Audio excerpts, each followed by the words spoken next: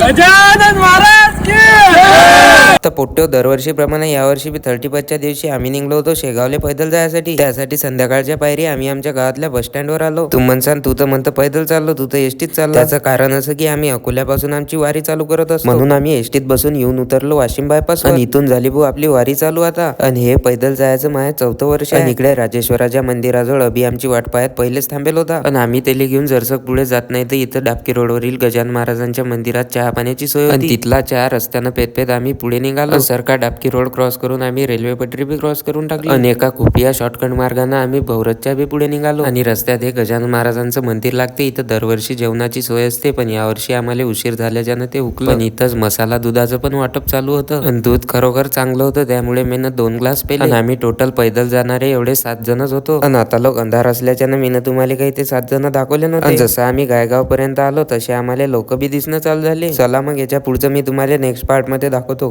मायले लेकरू भारी शंभराने गोटे मारी.